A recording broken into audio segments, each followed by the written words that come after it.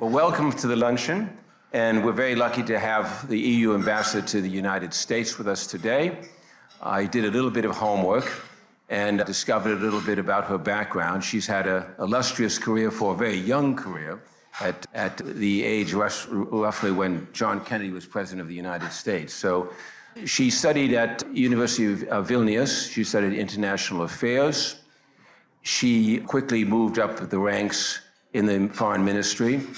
For the last 5 years, from 2015 to 2020, she was EU's ambassador to EU, and now ambassador for a year in the United States.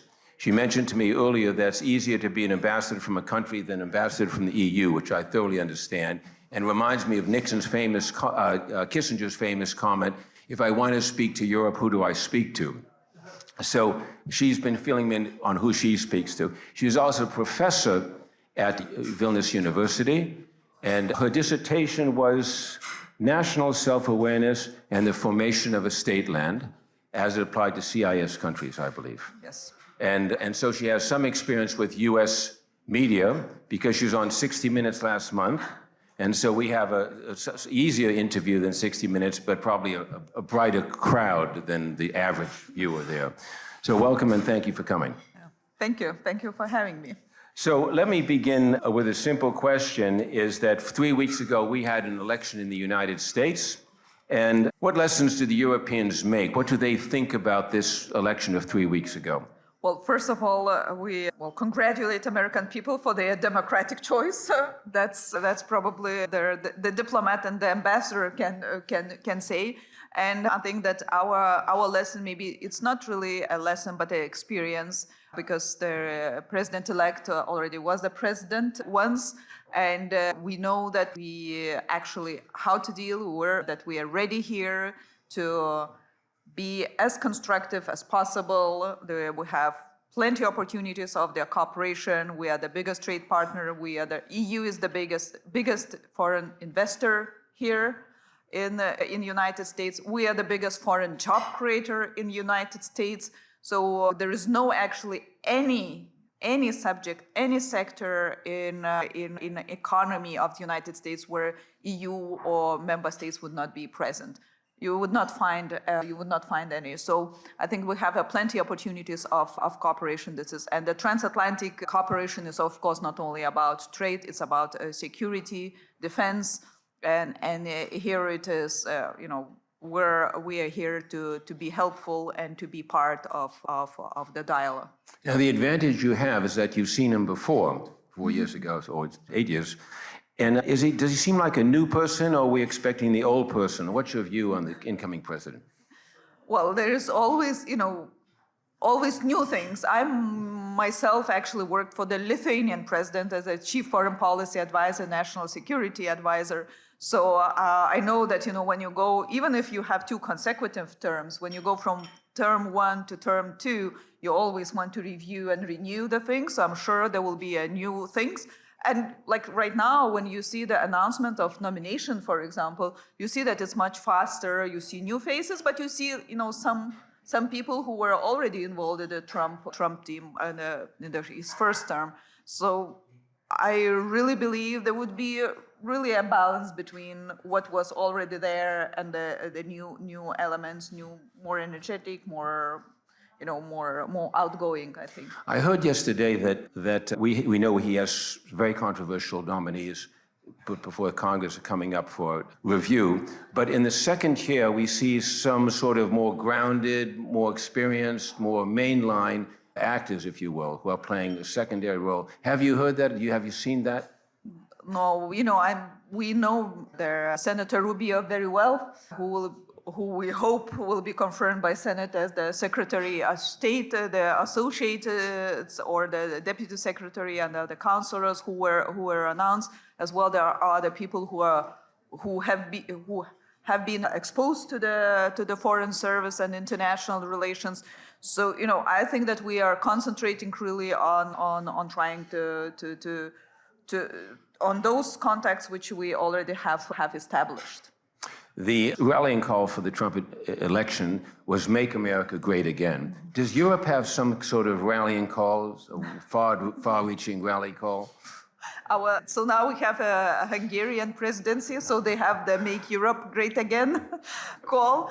But I think that because the thing is that we have a new European Commission as well, so we have the change of administration in Brussels, if you wish. We just started at 1st of December.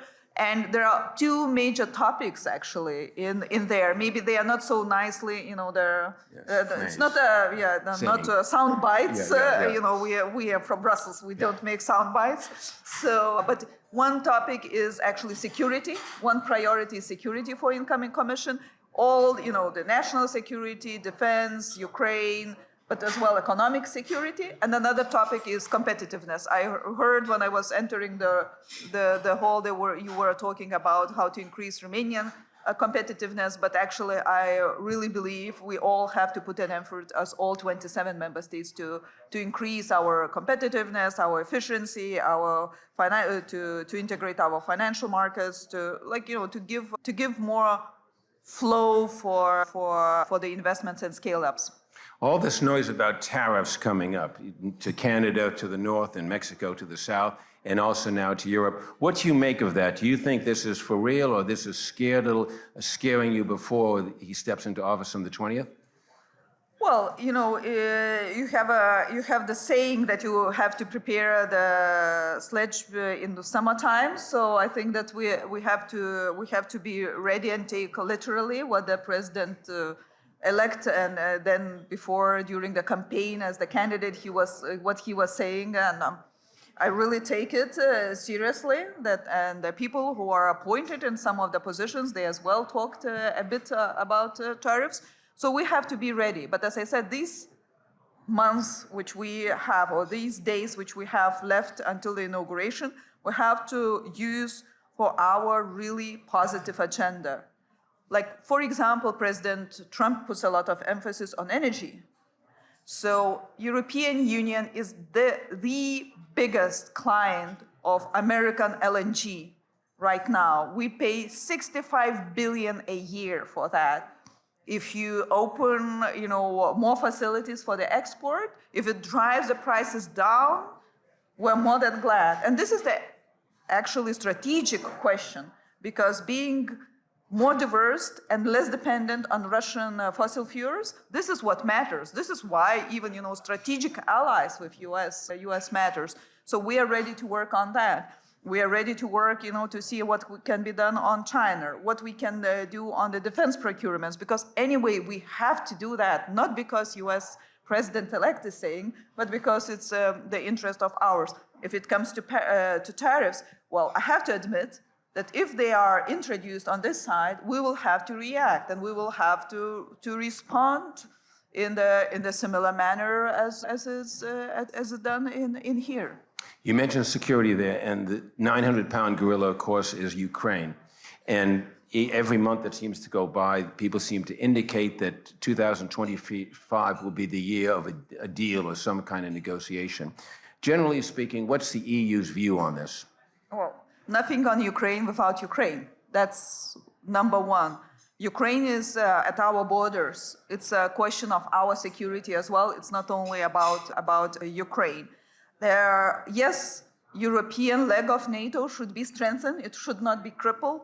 We have to walk like both legs. So we have to invest in our defense capabilities. And when President Trump started his first term, there were only 6 countries who contributed by 2%. Now we are at 23. So, and the next year will be even many more coming. So I think that we will reach really, and this actually, when you think about, 6 and 23 member states, there's not really it's like 300 billion more in money. So it's a huge amount. On top of that, EU is, of course, planning to invest. For the first time, we have a defense commissioner in the new commission. And his task is actually not to create another NATO or alternative to NATO or nothing about European armies. His primary job and task, and it's written in his mission letter, is to foster and boost European industry. So we can produce goods and the things which we need to defend ourselves and need to help to defend Ukraine in Europe, and not only to transfer from here, although we spent quite a lot here. Yeah, I was told yesterday by a member of the Ukrainian parliament that the Europeans have actually pledged more to Ukraine than the United States. Is that the fact? Yes, that's a fact. So in general, right now, our spending on Ukraine, taken together, like all the EU member states, on keeping their economy afloat, because they are at war. So they had a huge fall in the GDP, and now they have a growing economy again. We have 7 million Ukrainians in Europe who fled the country, so we have to take care about those people. And on top of that, we have a defense spending. So taken together is around 160 billion. US is around 100. So whenever someone is telling that EU is not keeping up, it's not actually true. The numbers are really huge. Yes, on defense, we spend a bit less. We spend 40 billion. So, because the problem is that, this reverts me to the previous your question, the problem is that for 30 years we haven't thought that we will have a war in the European continent. So we kind of lost capability of production. So that's why we have really to invest in order to regain that. Out of those 40 billion, which is only for Ukraine a year, 68% is spent here in this country, in US. So, on top of that, we are supporting Ukraine, we are actually supporting American defense industry. Well, thank you for that as an American.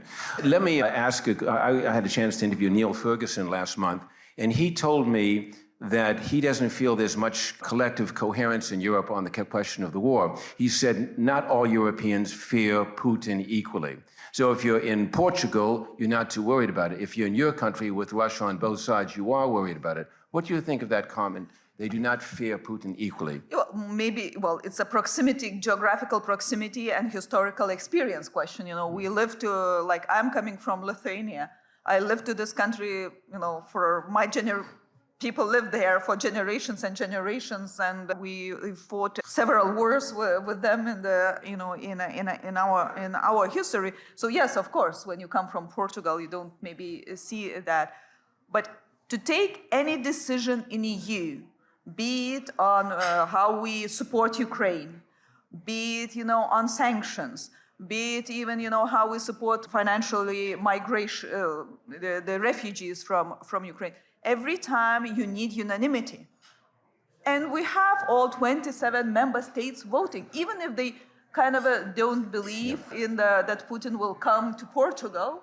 Well, poor Portugals, I hope they would not will be spared of that, but they really share our concern. And this is the most important. This is actually the value of EU, because when we had a migration crisis in EU back in 2015, we didn't believe that the poor Syrians who were fleeing at that moment, the conflict, will come to Lithuania. But we still support it. That's the way how we actually EU works. And that's I think that you have not to forget that EU was actually created by US initiative. This is your success project.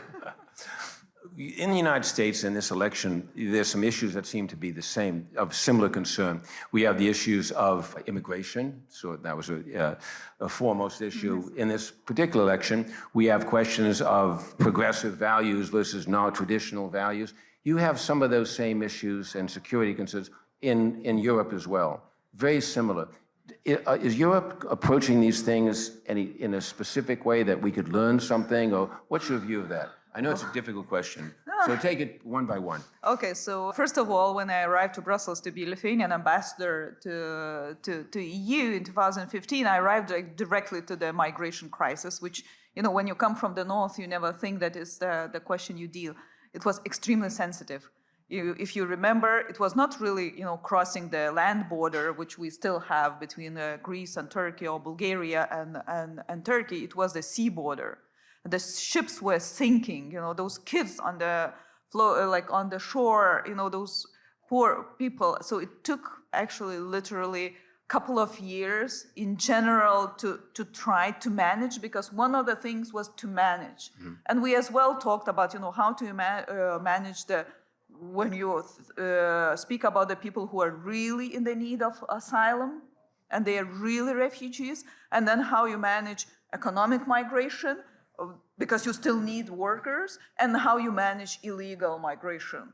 So it's like there's a huge amount of, and on top of that, you have to really deal with all those traffickers who are actually on top of that. They kind of tearing all those, boiling this water. So it was like really very, very personal for everyone sitting in the room. It took really a couple of years to try to be less emotional, more to the point. So how we actually review our Dublin regulation. This is like the regulation which overwhelmingly deals with migration. And still, because of proximity, because of our borders, migration is really on the very top of the agenda in many European countries, really many European countries, and not only necessarily those who are at the borders, we call them borderline countries, but as well who are in inland, if you wish.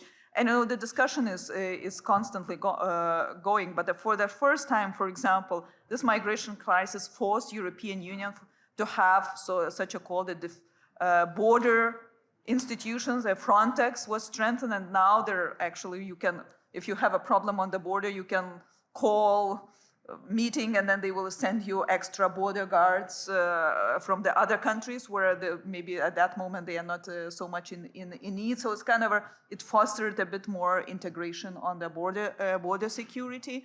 So it takes, and honestly, it took 7 years to do a full-scale reform. And if you ask me if it's already solved, no. Because, now people will say, yes, look, the regime in Syria fall, and there is, at least for 24 hours, there was a celebration because it was really cruel regime.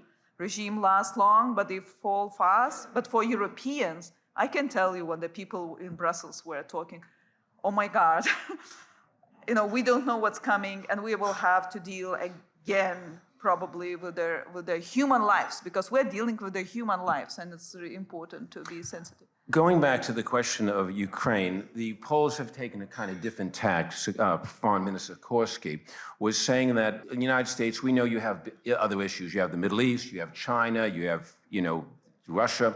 And so we're not going to wait on you. We're going to go ahead and increase our defense spending, and I think they're up about 4%.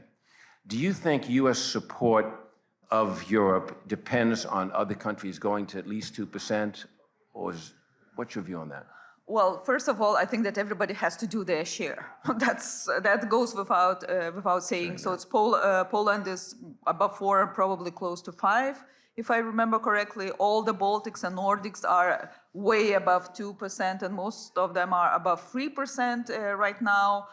French as well, Greeks as well. So there are lots of countries who actually moved there. And as I said, I think we have to do that anyway. We just thought that we are living in this kind of a imagined world that the history is over and we won the narrative. Yeah. Apparently we know. But there is one thing that everybody has to do their share, but we should not put any kind of a shadow on NATO deterrence, because NATO deterrence actually what keeps Putin away from not only Europe, but from other places, and what sends the signal to all other guys who are out there, like Xi, like Ayatollahs, like Kim in North Korea.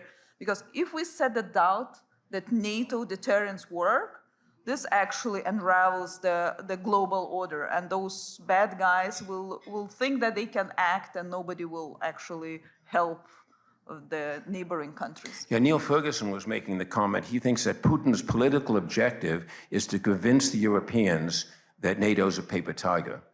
What do you think of that? But well, we have to act from the strength position. Yeah. Peace through strength, and I actually do believe that Reagan was right in that way back in 1983. I assume he said that, No, NATO is not paper tiger. If NATO would be paper tiger, Putin will already be in Vilnius or in Warsaw or in Romania across Danube River.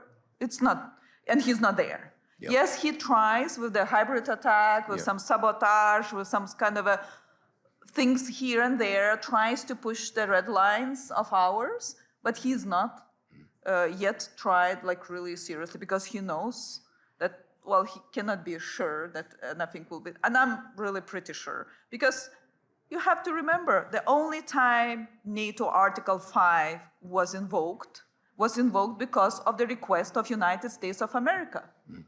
And we were there, even tiny nations, we were there. I was in Afghanistan several times because our military was there.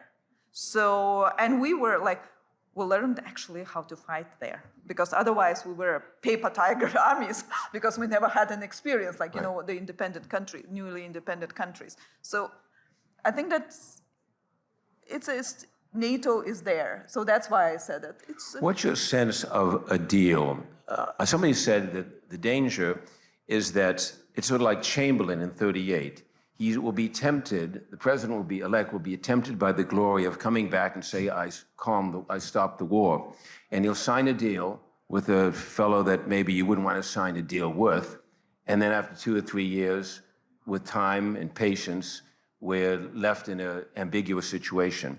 Does that kind of scenario trouble you? Well, it depends what kind of the deal you have. As I said, first premise is nothing. You have a deal with Putin. Yes, nothing on Ukraine without Ukraine. So Ukraine should not be for the menu of Mr. Putin. Another thing is that the deal or the peace, of course, should be in the framework what Ukrainian President Zelensky actually outlined and what is acceptable for Ukrainian people. They are dying for their country.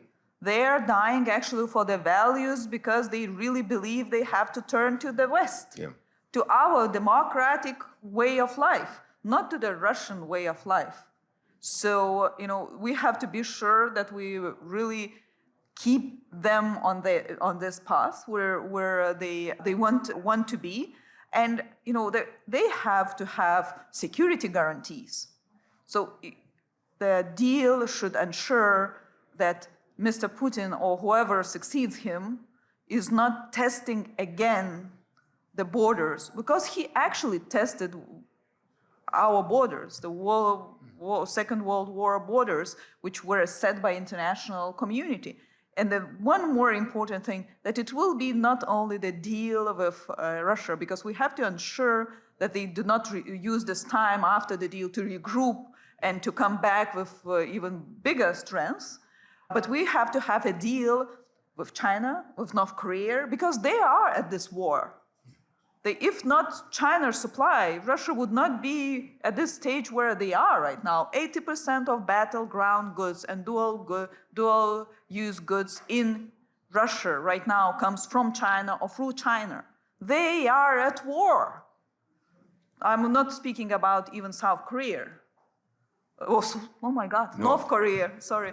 South Korea is good. Well, there's some news there as well, but South Korea is good, guys. But North Korea is there with their military, with their missiles. Iran is there with their drones and drone factories built in Russia. So we are not speaking about deal with Putin only. We have to deal with the other guys in there. Let me cross the border into another controversial subject. A guy called Georgescu. Here we have the Romanian American community. What's your view? What's your take on the Georgescu situation? That's you as a EU ambassador, you are very careful about what you say in the member states happening, and I think that we really our leadership already expressed whatever the court decision is, the court decision and the rule of law should be followed.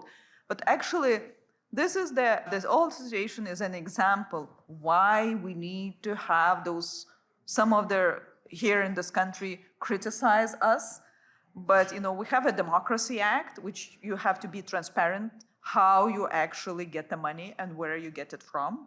This is one thing, which kicked in only in September. Another thing is Digital Service Act. One of the things in Digital Service Act is actually about transparency in the political advertising. Platforms should give an access to the information for the citizens where the advertising money comes from. This is what those digital service acts are about. It's nothing about the freedom of speech or trying kind of to moderate the content of the candidates. They still have this right. But we, as the citizens in Europe, we want to know where the money comes from. And speaking of that, what's the strongest evidence you have to indicate that the Russians were behind this TikTok campaign?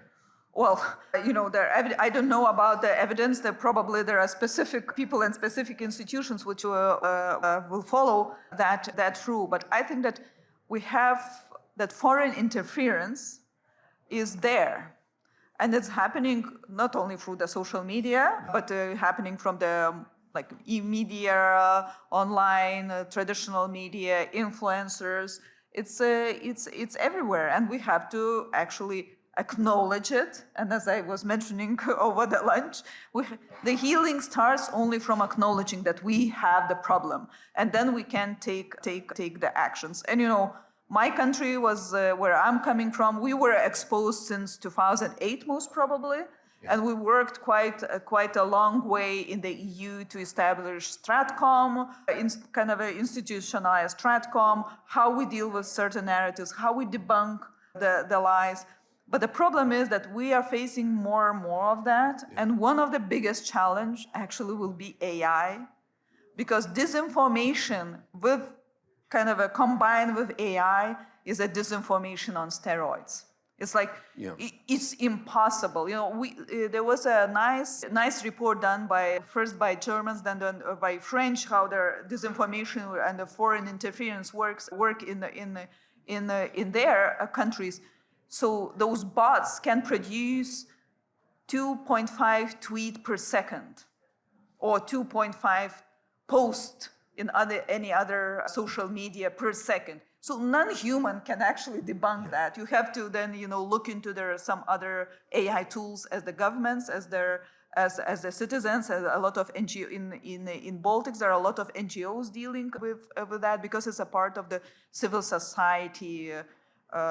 How civil society actually trusts electoral system and information. And how does it work between a member country and the EU? The Romanians are responsible for their own election, obviously. Yes. But does the EU reserve the right to blow the whistle a second time and say, this is not on, we don't accept it? So now the Romanians are going to have another election in March or April, whenever exactly they fix the date. But to what extent is it your responsibility as EU versus the Romanians? No, it's elections is totally a responsibility of Romanians. The only thing is that what Commission can use, the regulations we have, as I mentioned, the Digital Services Act, Digital Market Acts, which actually regulates what kind of responsibility largest social media platforms carry in order to inform the public what is happening. And they have to do not post elections. They have to do a certain algorithms and certain to have certain people who is following those possible cheating with the algorithms on their platforms, and not all of them are very cooperative. Let's put it like that. Okay, so you've certainly given us a lot to think about. We're talking nonstop, so we're going to give you a breath. Some questions on the floor. Jim. Probably not. I'll be loud. So thank you for coming here. We really appreciate it. I do want to come back to this issue of the Romanian elections, but in the broader context of intervention in European elections and the American election. I applaud what the EU has done on digital transparency. I didn't know about the Democracy Act. That's terrific.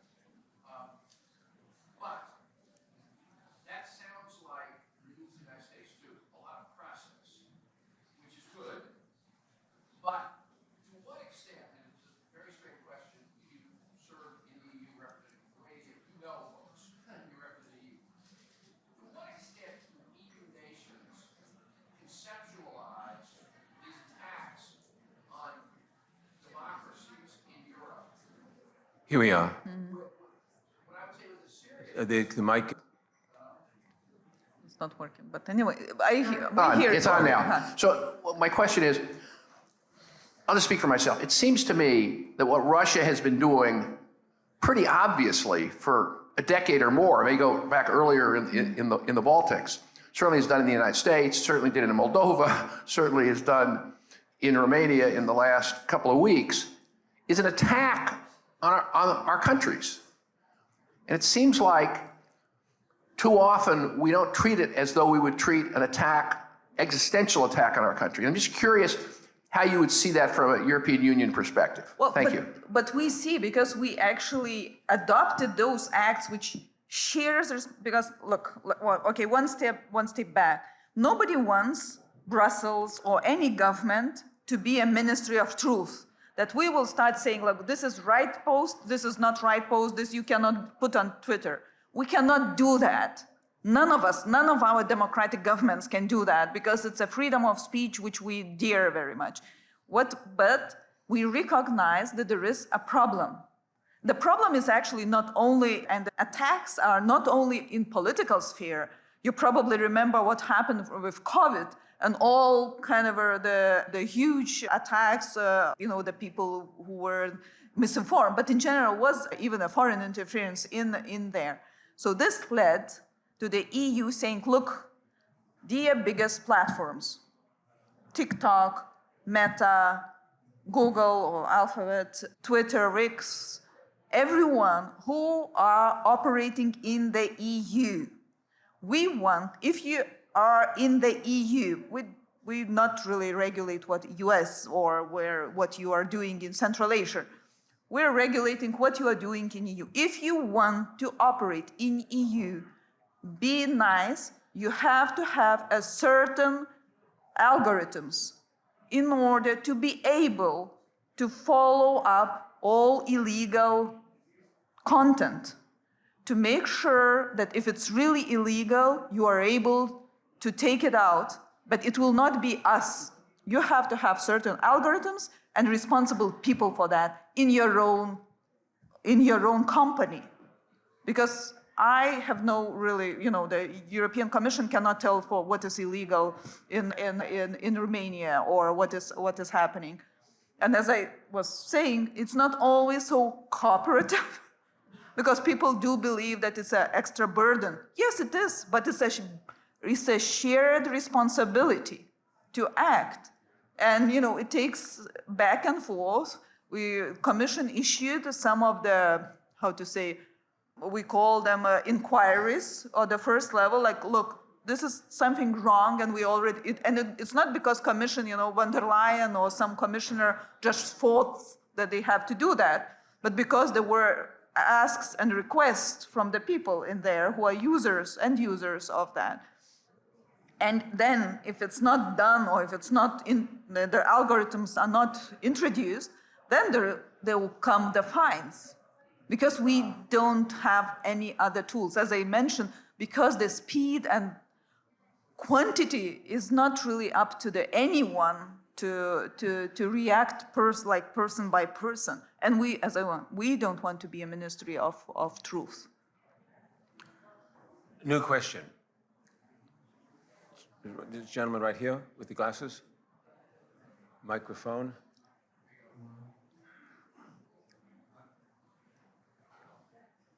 First of all, comment. It's incredible what the European Union delegation does with regards to bringing together the scientific diaspora of the various European Union member states. And in terms of the European Union funding through Horizon Europe, the absorption of EU's funding for research and development goes towards Western European countries, while Eastern European universities and research centers are not attracting as much. What can the Romanian American diaspora, scientific diaspora, do to assist Eastern European research centers? And how can that be? And first of all, I wanted to thank everything that Dr. Florent Bernard is doing and Eurax's mission in trying to engage the scientific diaspora. Thank you. Thank you very much. That's a very, very, very good and very concrete question. So there is for quite a long time, there is a specific, so you know better than me, there is a whole program of Horizon Europe or Erasmus. You always have a dedicated line for those who are a bit lagging behind with their access to the fund. But to my knowledge, where the projects in the Horizon program, which is related to business or business and science to business and science, actually we are like in the East and Central Europe, we're doing quite well. The only one where we are not doing well is actually where it comes to really scientific cooperation.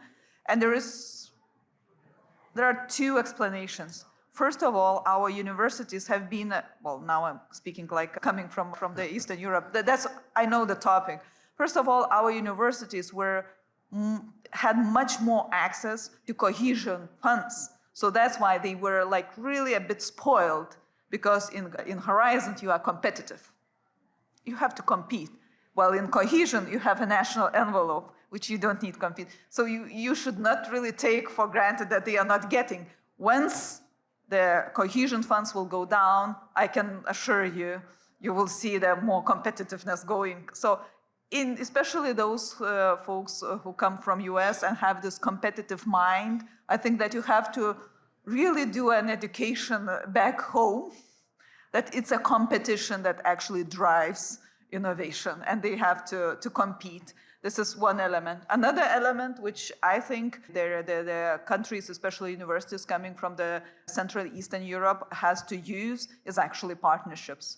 Because people in the scientific community sometimes think that if I do the project myself, so maybe I would be successful, it's very national, but they have to increase a international partnership. So if there is a successful school in Rotterdam and a bit less successful school in Bucharest, maybe they can actually work together and kind of elevate each other. There is another thing about salaries I can tell you, but maybe which actually then gets into the numbers as well.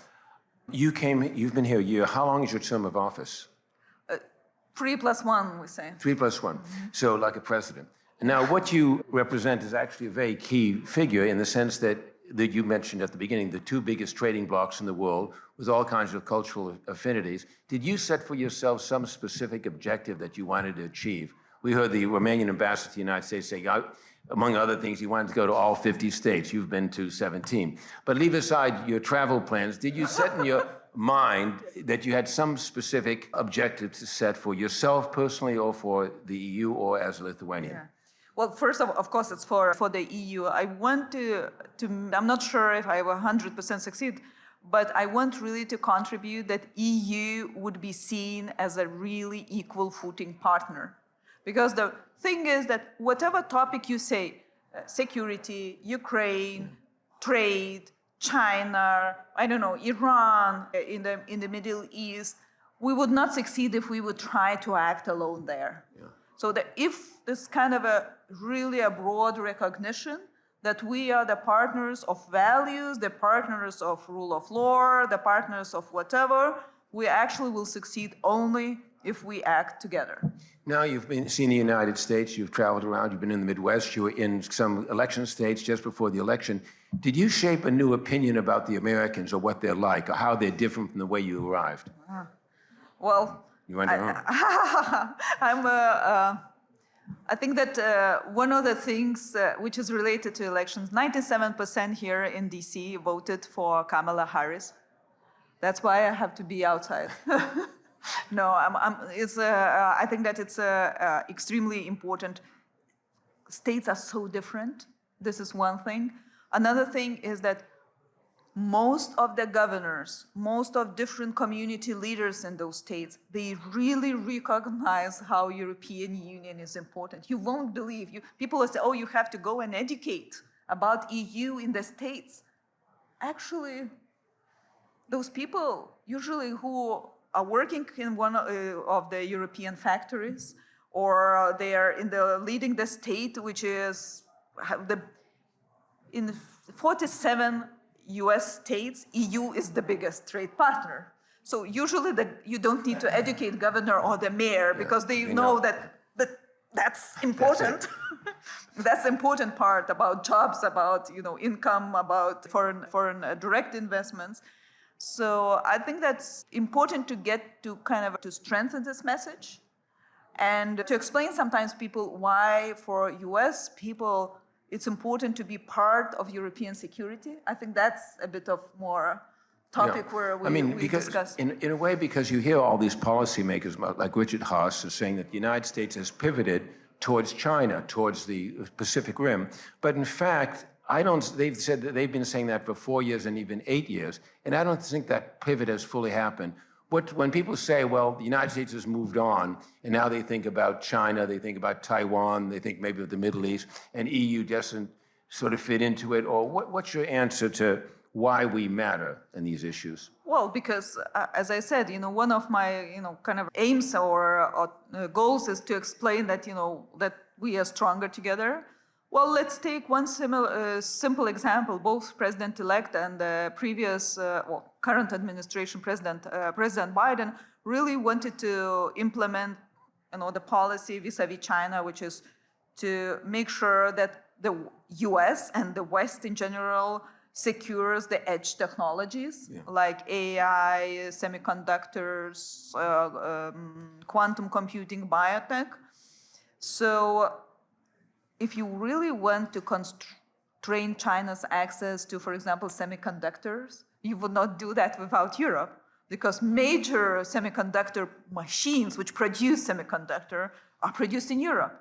So if you want to do that export control, for example, you have to have Europeans on board. So in general, I can see why China is biggest challenge, but the question, who helps you to address this challenge? How you do that? I think that this is where we matter. And so whatever we do in the Far East, it's of huge value having Europe on your side. And sometimes that point gets lost. Yeah, well, people would say, oh, but Europe would not contribute security-wise. But I don't know if many people actually right now understands that when you look at the map, what is happening around Taiwan Strait, and you can actually fact check with Taiwanese ambassador here. So right now the rotation is between US and European countries who has a deep sea naval, actually to have this kind of a constant passage around Taiwan. Germany, France, Italy, Denmark, if I'm not mistaken. There are many countries who actually help US to do even the monitoring of the Taiwan Strait, which is a security question as well. So, there are lots of things we can contribute if we work. We have a few more minutes. Other questions here? Yes. Louder, or a mic maybe behind you there. I have a general question about, I understand that Americans will need a visa or something equivalent to visit European Union countries. How will that work, and when will it go into effect? Okay. Thank you for the question. So do you know that when you are, for example, my parents are going to visit me in February. So in order to come, because we are part of, as the Romania is coming as a 1st of January, so we are part of Schengen, and we are kept our numbers down to whatever level they need. So they don't need visas to come to US. They need so-called ESTA. You fill it online, you pay $20, 21 to be precise, and you got it. My mom get it in an hour, but some people takes like 24. So this will be exactly the same with Europeans. If you want to come to EU, whatever country you wish to come, you fill in online, you get a paper or barcode, which will be scanned in there. That's it. And of course, you pay those $20. When will it go into effect? So it was postponed several times because we are still 27 member states, and we have to make sure that we adjust and everybody functions. It should be early next year. Other questions? Yes. Microphone's right there. Mm-hmm.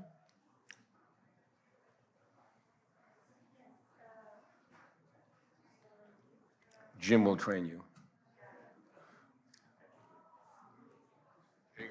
Yes, as part of a USAID initiative in 2001, along with Jim, I was working among other projects, in what was called SECI, the Center for Trans-Border Crime. Now it's CELEC.